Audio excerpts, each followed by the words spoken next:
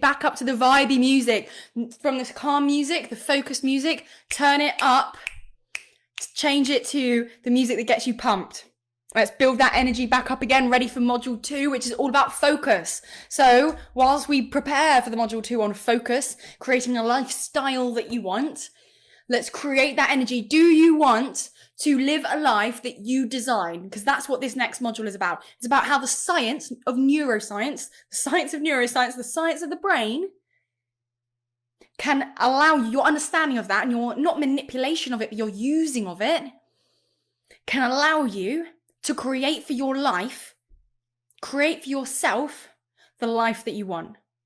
Is that something you want to get behind? Let's get a hell yes in the chat. Let's get that music going. Let's get the arms pumping. I've just been jamming out to Bastille again. Bastille is the one. Joy by Bastille. If I could have played it on here and jumped around to it with you, I would have done.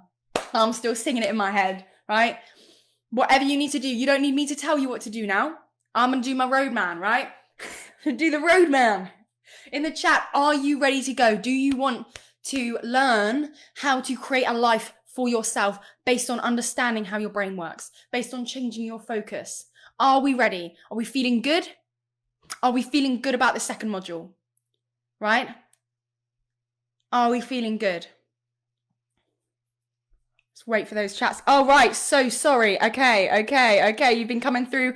It's not happening on my laptop again. So I'm going to check the chat on my phone. Okay, I'm going to focus on that. If I look down, actually, I'll put it up here. There we go. There we go. I can see you there, but I can also see myself, which is very interesting. Right? So yesterday was all about how what you focus on affects how you feel, right? What you put your focus on in terms of language and thoughts affects how you feel. Remember the behavioral cycle? We start off with the situation. The situation lends us to a thought. We create a thought about the situation unless we keep it neutral. And from that thought, we gain a feeling, which then creates our behavior, which then leads to our actions. So this module is all about how your focus, how changing your focus, or more so, pinpointing where you want your focus to go, will change your life and therefore lead to you being more confident. So some of you will have heard me talk about the reticular activating system before.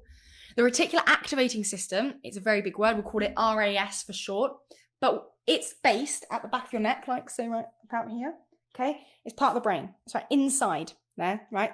Back of the base of your neck, a little bit in. Now, the reticular activating system helps you with what you focus on, with what you think about, right? How does it do that? Because you might feel like I'm totally out of control with my thoughts. Well, the reticular activating system has something to do with that, right?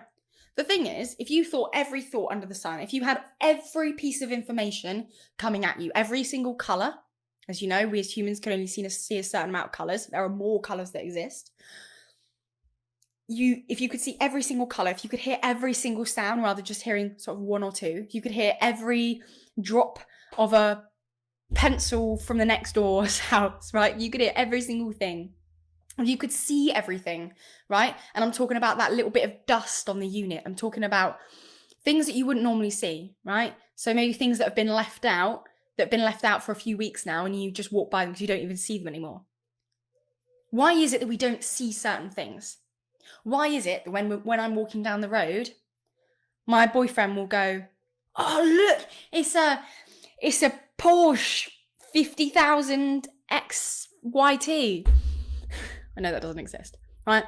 Why is it that he notices that and I don't, right? If I was walking by myself, I would never have noticed that.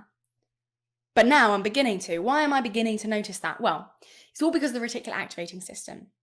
Because you've got so much information coming at you all at once, we can't handle all of that information. So we've got to decide what's most important, what we need to see. And that's where the reticular activating system comes in. The reticular activating system is what sorts all of that information, what sees all of the colours, what recognises all the bits of information and picks what we should focus on, what it will allow us to see, without us digging deep to try and find something else. Okay, so what, should we blame our entire lives and in our entire thoughts and feelings on our brain, on that system, on the RAS? No. I'll tell you why. Because the way that it works, the way that the RAS works, is by it chooses the things that it deems are most important. And it only deems these things as most important based on what we focus on. So this is why what you see can change over time. As I said, I couldn't even tell which cars were which cars. I couldn't tell a Porsche from a Ferrari, and I apologise if that offends you, right? I couldn't tell the difference. And then I started being with my partner, and the more time we spent together, the more roads we walked down, the more they pointed it out. I'm like, oh my gosh, there's a Porsche. Oh, what do you think of that one? Do you like that one? I start seeing them more because I've started focusing on them more. He started pointing them out more, and I started seeing them more. And you might, to put this into perspective for you and make this really real in your life, have you ever wanted a certain car? We'll keep on the car theme, right? Have you ever wanted a certain car, or if you don't drive, you wanted a certain item of clothing, right? Or you can catch my drift, change it to whatever you feel is relevant for you. And as soon as you decided that was what you wanted, and you looked in a few different shops for it, you looked at different pictures of it, you start seeing it everywhere, right? When I was at sixth form and I was learning how to drive and I knew I needed a car, I really wanted, very typical for my age and my demographic, I wanted a mint green Fiat 500, right? Who didn't? What girl my age didn't want a mint green Fiat 500? Well, I thought I was the only one. And as soon as I decided that was the car I wanted, I was like, that's actually a really beautiful car. Oh, it's so nice. It's so elegant. It's so classy. As soon as I classed it as that and identified as that being something I wanted, I started seeing it everywhere, right? And every time I'd be like, oh, Mum, look, there's another one. There's another one. There's another one. Did these cars just start showing up? Like, were they there before? Yes. But because I wasn't focusing on them, I wasn't putting them as a priority in my thoughts. Remember, we talked about priority. I didn't put it as a priority in my mind, so I wasn't seeing it before. But now it was that priority. I start seeing them everywhere, right? And now I don't really care about mint green Fiat 500s, and I barely see any of them, right? Maybe they've just stopped selling as many, or maybe my reticular activating system has changed a bit. Now I like Land Rover Defenders, and I see them everywhere, and I point them out to my partner all the time, right? So the reason why I'm telling you this in terms of confidence is because you need to, like, most people don't do the work to look at, well, where's my focus going? I know we talked yesterday about where are your thoughts going and where what's the language that you're using. But the reason that I didn't tell you yesterday that's so important is because of this, because of the way our brain works. So what are you focusing on most of the time? What language are you using internally and externally? What are you commenting on? Because whatever you're thinking about or speaking about, you're going to get more of it. That's how life works. So if you've heard of the law of attraction, if you've heard of manifestation, some people can think that manifestation and law of attraction are very woo-woo, and it's like, oh, just imagine it into existence. That's actually not really how it works. You can think about it like that if you want, and down the belief system, that's fine. But there's actually science to it, and that's the RAS. That's actually what you put your focus on. Where focus goes, energy flows. It's one of Tony Robbins' main quotes, right? Where focus goes, energy flows. Right? What are you looking out for? Are you looking out for opportunities to grow? Are you looking out for opportunities that maybe aren't exactly what your vision is, but you're open to different possibilities, right? It's not saying I'm only going to go for that one thing, but you're open to the possibility of a new job of any kind, and you stay open. We miss out on so much because we're focused on just one thing. So this isn't just about changing your RAS, changing your focus to actually this is what I want. It's changing it to being more open in a certain area. If you feel like you aren't meeting the person that you want, if you're not in the job that you want, maybe you need to open your focus up rather than being closed-minded, right? What things do you comment on? Right? Things that we comment on. I know Jordan was saying the other day, was it yesterday? Yesterday. Was saying that one of the negative thoughts that he thinks a lot is, I don't think I can do it, it's going to be too hard. Well, if you do that, then that's how you build the habit, because the RAS is getting involved in, I know this is quite big stuff, but I hope I'm explaining it as simply as possible. His RAS then goes, next time something complicated comes along, it's too hard, can't do it, won't even show that opportunity to him. right? Your thoughts and what you comment on and your language that you use determine what you then get shown. Does that make sense? How do we feel about that? Does that make sense?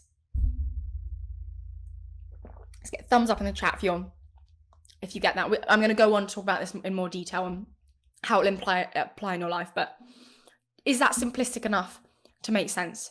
So we're going to do an exercise, right? We're going to do an exercise now. I forget that I can't see the comments on my laptop.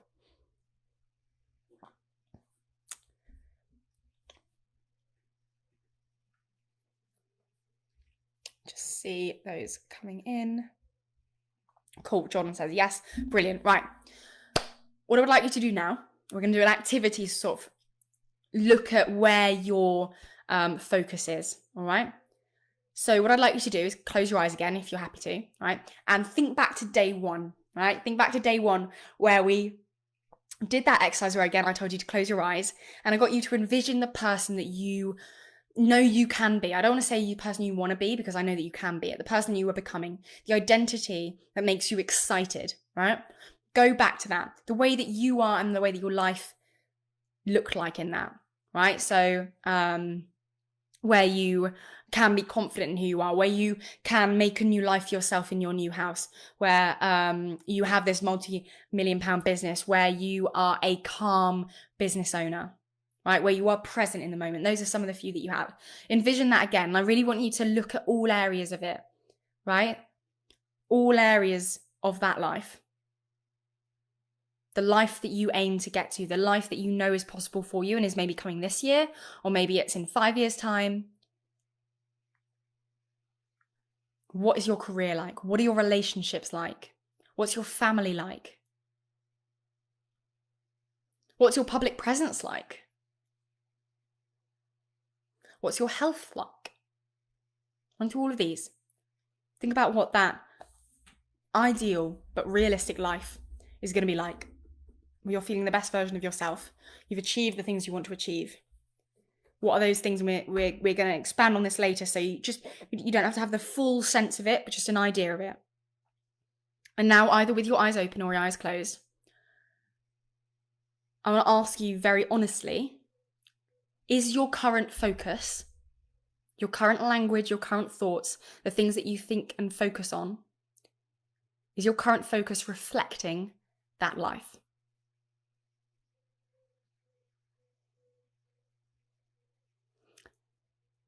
Are the thoughts and the focus that you've got now matching up with the version of you in that vision? Pop a yes or no in the chat.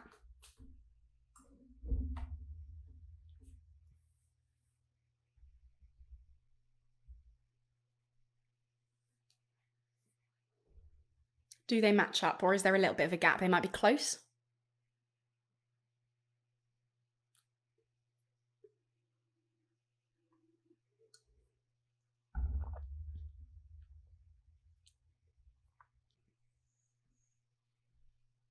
Jordan says not always.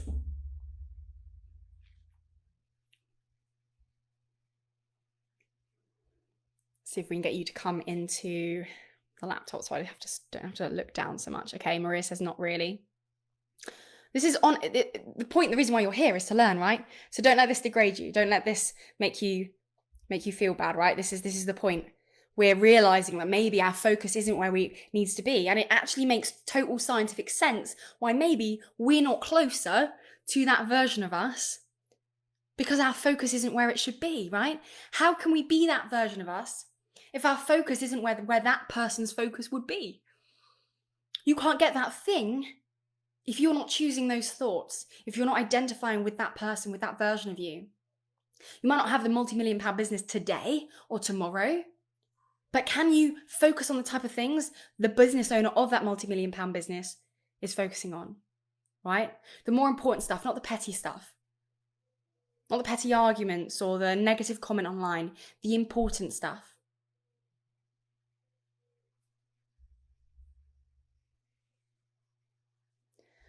And the good thing is that I've got a few strategies and a few more thoughts and considerations to ask you that are going to help you actually create a strategy for yourself on how to change that, how to change your focus, and to realize why your focus is the way it is. I mean, why would we have a focus? Why would we be putting attention on things if it wasn't what we wanted, right? If it was leading to a bad place, if it was leading to a place that we didn't want to be in, why would we do that? Because we aren't realizing that we're doing certain things. We aren't realizing where our focus is going. One of the biggest ones, technology. A lot of our focus goes on technology. You're here on technology with me now. But also, like we've admitted in the previous 2 days, most of us spend a bit too much time on our technology than we'd like to. Not than we should do, because we're in control of our lives, but than we want to, right? Than we want to, because it takes us away from what's really important. We don't really feel good after it. So what I'm going to start with is asking you about your algorithm, right? Because your focus is what you consume. And mostly when we say consumption, think about consumption, it's mainly food and water, and that is important. We're going to talk about that as well. But your consumption is everything that you are letting into your RAS, letting into your mind, right? That is everything you're focusing on, everything you're consuming. And that's social media, that's people, that's the things you listen to, the things you hear, right? The things you watch. So consider your algorithm, right? I don't know if you can come off your phone. Hopefully you're watching on a laptop or something, but if you're watching on your phone, I don't know if you can come off it and look at your social media. And you're going to have to stay really conscious not to get distracted by the social media if you can. But if you can't do that, next time you're on your phone, or after this, maybe this is your challenge, one of your challenges for today, have a look through your, whatever is your primary source of social, TikTok, Instagram, Facebook, whatever it is, and look at what you're seeing, look at what's coming up. What's your algorithm like? What's TikTok giving you more of? What's Instagram showing you? What are the ads that are coming up? Because the ads, right, and the suggested videos are very much a reflection of what we're focusing on. So lots of people will say social media and TikTok's really bad. It's a really negative place to be. But it's not.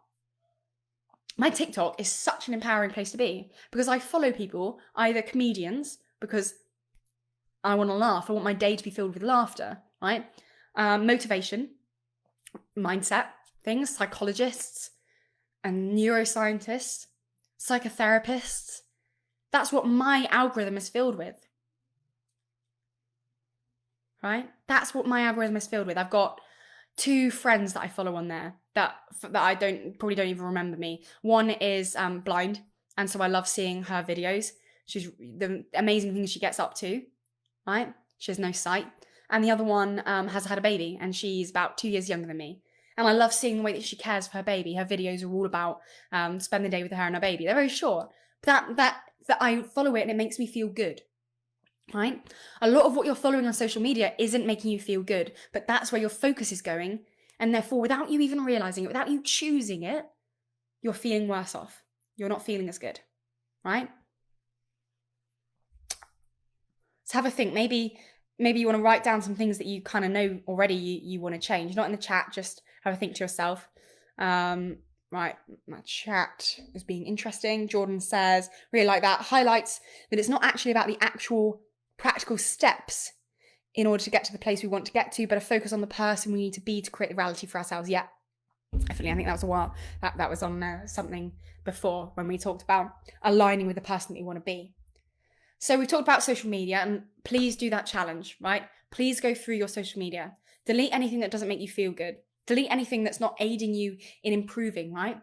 So you might be really interested in renovating houses, and so you follow a renovation platforms, and it might make you think, oh, I wish I was doing that. But most of the time it inspires you, and you want to feel inspired, right? But anything that on the whole makes you feel low, reminds you of things you don't want to be reminded of, get rid of it. What is it that we most want out of life? What is it? To feel good. So why do we follow these things and keep on watching these things and consuming these things when they don't make us feel good? And the same one, but almost the hardest one, because you can't quite click a button with this one, is people. The people you surround yourself with impact who you are. The people you give the most focus to shape you day to day. There's this famous saying that says the 5 people you spend the most time around, you are the average of all of those people. So what kind of people are you spending time around? Are there any people who are genuinely sucking the life out of you, right? Because they're really negative. Sometimes family members are like that. Sometimes family members are like that. And you might have to, for your sake, distance yourself from them. You've got one life to live. It doesn't mean you have to say anything harsh to them. It doesn't mean you have to be horrible to them. But if you don't want to leave them, you don't want to step away from them, you can distance yourself from them. Remind yourself why. Because I want to feel good. When I feel good, I make other people feel good. When I'm feeling good, maybe I can go back to that person and help them feel good. But right now, I need to work on me. I want my focus to be only on the positive. Not toxically, but because I know that if I focus on the positive day after day after day, I get in the habit of it, right? The same goes for what you're listening to. What music are you listening to? Or are you listening to some podcasts? What podcasts are you listening to? Are you listening to murder podcasts? I know there's a weird amount of people who listen to like murder stories and stuff on podcasts. Does that make you feel safe? If you have an issue with safety or an issue with fear, stop listening to murder documentaries and things like that, right? I don't like feeling fear. As we know, I've stopped watching Prison Break, right? I prefer to, if I'm feeling low in the day, I will put on some Michael McIntyre. I love the guy. Just need a little boost, right? What are you consuming? And you might think that something's good for you. Like my partner and I have been watching Friends lately because it's easy to just whack on, makes us laugh a bit. But actually we've realised that as funny as it is, it doesn't have the same hit, the same impact as comedy. And actually we find that when we sit together and watch it, we're not present with each other. And we also don't really feel like we've laughed that much or improved our mood from the programme. So it might be something that you think you're already doing that's good, but can you change it to be better, right? So maybe in the chat, start thinking about some things that maybe you're going to stop putting so much focus on, or something that you already put focus on that makes you feel really good. And these are a little bit like the habits that we talked about yesterday, but hopefully now you understand the importance behind it, not just from positive thinking, but because of the science that backs all of this up. That it is crucial that we take control over what we're focusing on. Are you focusing on what you can control or what you can't control? Because if you focus on what you can't control, what happens? You feel like a victim. You feel out of control. If you're stressed, what are you focusing on? Most likely feelings that you're stressed, right? Things that make you feel more stressed. You wouldn't be feeling stressed if you weren't focusing on things that make you feel stressed, right? You wouldn't be feeling stressed if you were focusing on calm thoughts, but being by the beach, having no worries in the world. You wouldn't be feeling stressed, right? Let's have a look at this chat. What are some examples of things that you're doing well that make you feel good? Focuses that you have, people that you've got around you that make you feel good. Try and spend more time around them, right? Naturally, we want to spend more time around people that we feel good around. But some people might want to spend time around somebody because they make them feel important and it's not necessarily in a good way, right? So you like being around someone because they let you complain to them. They don't mind what you say. So you're around somebody who lets you complain. That's probably not the best person to be around. You want to be someone who's bringing you up. Be around with somebody who's bringing you up. You want to be with somebody who accepts you, right? What people in your life are you maybe going to distance yourself from or put yourself around more? Remember, the people that you focus on, those 5 people can be online people. And when I say online people, I don't necessarily mean people that you connect with over Instagram or something. I'm talking about celebrities, right? So books, the books that you read. If you read a lot of books by the same author, that person will quickly become one of your 5 people because you're getting inside their head. You're understanding how their brain works. So that's a great one. If you don't have very many positive influences in your life, that is one that you can do. So if you want an actual practical strategy from today, this would be it, right? This would be it. This is something you can specifically change to become more confident.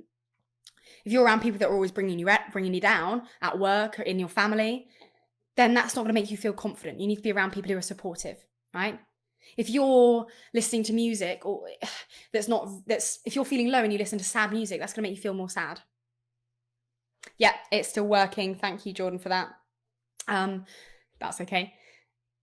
If you are, as I said, every morning now, before today, I've been listening to great music. I've been listening to other positive psychology people who like Tony Robbins, like Brian Tracy, like all these different people to inspire me for the day.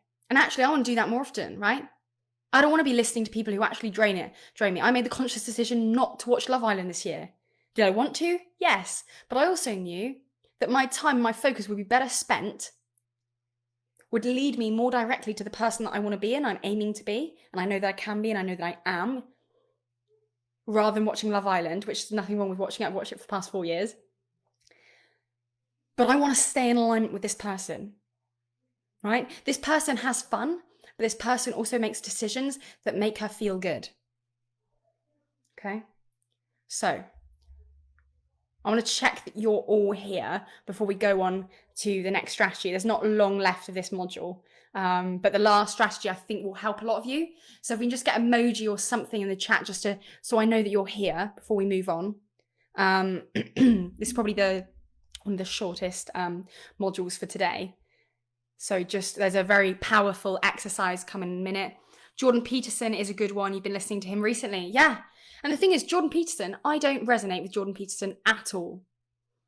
I don't I can't, I listen to him and it doesn't go in. I don't feel anything from watching him. Now that's the thing. You all resonate with different people. And I'm so glad you're here because that implies that you resonate with me, right? But I'm not going to take my time consuming Jordan Peterson's content because it's going to make me feel frustrated or confused. So I'm going to consume someone's content that speaks in a way that I relate to more. So that's great that you've reflected on that, right? Jordan says his content is madness in a good way. His book, Jordan Can't Quite Quit, right? So you want to challenge yourself, but what's making you feel good, right? So maybe you want to make a list, right? Maybe you want to make a list of things that make you feel good seeing on social media, people that make you feel really good, podcasts that make you feel really good, things that you can watch on TV if you want to have a break, right? I'm not saying you have to work and hustle all the time, right? You want to have some fun. But what are the activities that really, truly make you feel good? Does drinking 5 beers every night actually make you feel good? Or would 3 put you into a state where you're actually at your best? In terms of like tipsiness, it makes you a little bit more confident. You like it, but it's not going so far that you then feel rubbish the next day, right? The best version of your tipsy drunk self, right? What actually makes you feel good in your life? Because if you do more of those things, you'll become more confident in yourself, you'll like yourself more, and you'll find other people like you too. Jordan will tell you about Jordan Peterson's book, Curtis. I think it's it's obviously an amazing book. It's done really, really well. We got it down here actually. I think it's just there's a lot of there's a lot of words in it. There's a lot of, I'm an English graduate, but there's a lot of big words in it. It's a quite flowery language. So for me, I like really concise, like straight to the point stuff. Whereas Jordan Peterson uses more words to describe what he's talking about. And that might be exactly what you need to hear to get the message across. Different things for different people. Different people resonate at different times, okay? I never used to get Abraham Hicks and now absolutely resonates with me. Absolutely love it, okay? So we're going to move on from that. This attitude that I'm about to talk about before we sort of wrap up again is something that will help you have the confidence to do something that you normally wouldn't do. So remember at the beginning I asked you what are some things that you are holding yourself back from doing. This one tool that is so simple and takes 5 seconds to accomplish is the one, okay? Get your pen out. I'll write this down, it's a little bit complicated. The 5-second rule. I'm not taking credit for this. This is Mel Robbins. Mel Robbins came up with this when she was unemployed. She had no purpose in life, she's basically depressed. She saw a rocket launch on the TV, and as rockets do, they counted down from 5. And then the rocket launched into space, right? And she decided tomorrow morning I'm going to do that. And she did. She woke up and she thought, I'm going to launch myself like a rocket. 5, 4, 3, 2, 1, out of bed. This is a strategy for getting out there and doing it despite the fear or when you're not motivated. So with my 1 mile run, I know I'm getting better at being in the habit of doing it and that I have to do it. But this 5-second rule is perfect for me because as soon as I get the inspired thought, this would be a perfect time to go for a run. 5, 4, 3, 2, 1, put my shoes on, get out the door, and I'm gone. Why 5 seconds? It's 5 seconds because if you wait for longer than 5 seconds, your brain will start to come up with reasons why you shouldn't do it. Come up with excuses. Come up with, oh, it's been a long day. You don't have to do that, right?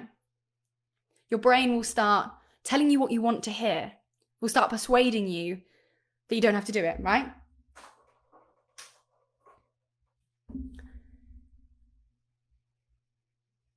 And often we wait longer than 5 seconds before making a decision. And that's why our head starts telling us things and we believe it. We think, yeah, no, I don't need to go for a run. I can go later. And then later comes and you want even less to go for that run, right? You think, oh, I should really help that person who's really struggling with a load of bags. I should help them. And then the brain starts going, yeah, but someone else will come along. That's not your job. They'll think it's weird. You start talking yourself out of it. But if you have the impulse and you think, 5, 4, 3, 2, 1, I'm doing it. And you just go, the fear has no chance to seep in. The excuses has no chance to seep in, right?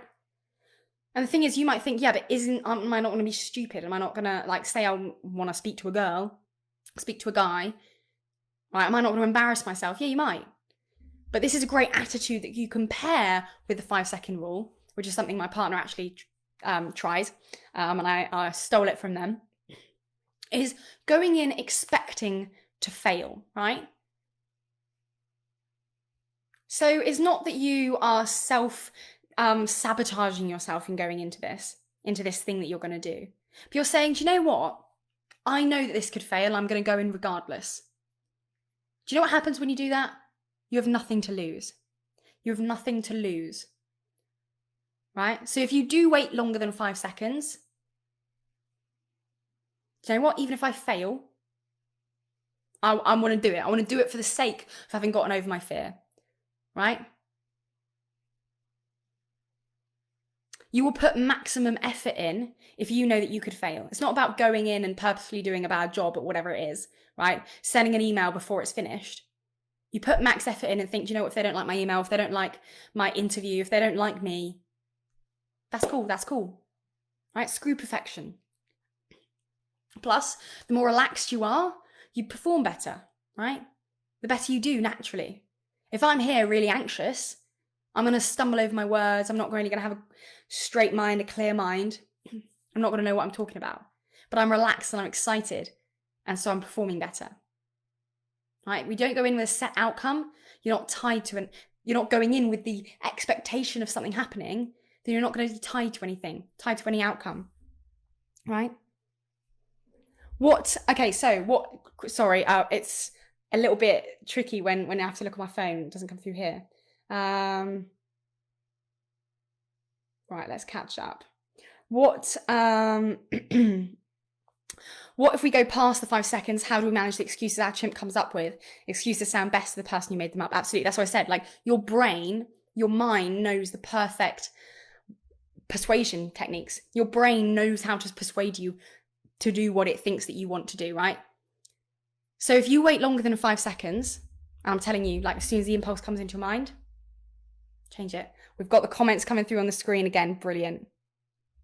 Right. If you wait longer than 5 seconds, then I'm going to give you a strategy later on. But you remind yourself of what we talked about before. Who cares? Right? This is what I think I should do. This is the inspired action, right? So if you think you don't want to do it because you're going to embarrass yourself, then you remind yourself of everything we've talked about so far. There's no one that I cannot be myself in front of. This is the thing that I think is right to do, and I'm going to go out and do it. But if it's something that you're not motivated to do, it's not about fear, you just don't really want to do it, and you wait longer than 5 seconds, well, first of all, I'd recognize to yourself, here are the excuses. Even recognizing that the thoughts in your mind and the excuses are part of the chimp who's trying to keep you safe and comfortable. And we're going to get onto the comfort zone later. The chimp that's trying to keep you comfortable, give you what it thinks that you want. If you recognize that, that's the chimp. Do you know what? I don't give in to the chimp because the chimp doesn't have my best interests in mind. I have my best interests in mind. Right? Align with that person. I don't know what's going to work for you. Okay? I don't want to tell you what you should do after 5 seconds, but I'm going to give you suggestions and one will stick. right? You can, if you're good at visualizing, visualize that version of you. Ask yourself, what would Izzy in 3 years' time do?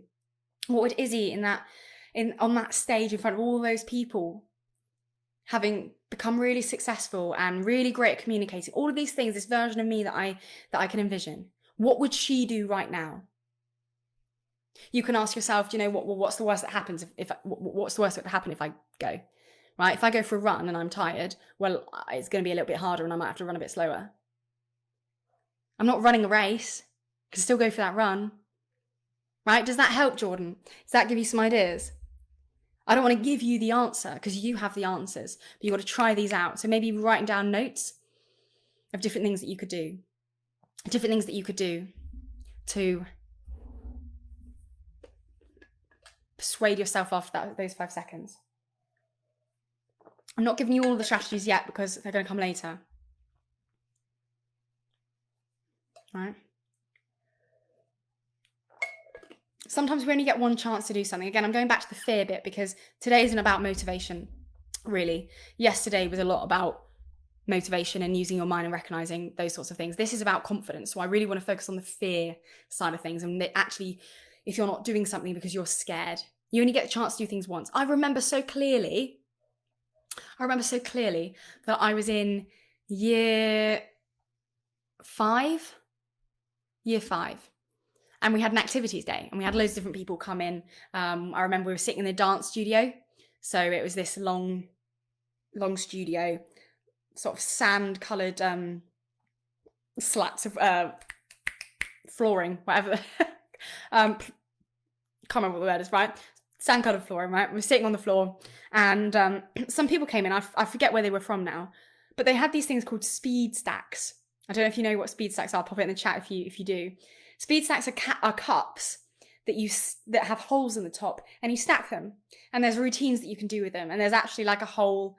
It's a massive thing in America, or it was when I had them. So I got into them. And you have to race, right? So some people can do them in 7 seconds, and I think that was like the leading time at the time. And I knew how to do this. And they said, does anyone want to try this? I don't know if it was about failing or whatever the workshop or lesson was about. And quite a few people, some people who didn't even like me. One girl I remember in particular, she used to bully me. She didn't like me. But she turned around and said, Izzy, you do speed stacking. Why don't you go and show them? Why don't you go and do it? But I was too afraid to get up and stand up in front of everybody and do it. So I said no. And she, the girl that had been, always against me, she went up and she did it, and everybody clapped. And everyone was, she didn't know how to do it, but she was practicing. And in my head, I'm like, I can do this. Why didn't I get up and do it? Because I let my head convince me. I waited more than 5 seconds and let that voice come in. That was in year 5. That was when I was about 10. 14 years ago, and I still remember. So it goes back to that question at the beginning of the day. What are you not doing because of what you feel like you're going to be judged as? And those are the thoughts. Those are thoughts that are coming in. We addressed those yesterday. But this 5-second rule, even when you have those thoughts, comes in before that. You get the inspired thought to go and do something, to go and wash up, to go and help somebody, to go and give somebody a call. 5, 4, 3, 2, 1, go and do it. Okay? 5, 4, 3, 2, 1, we do it.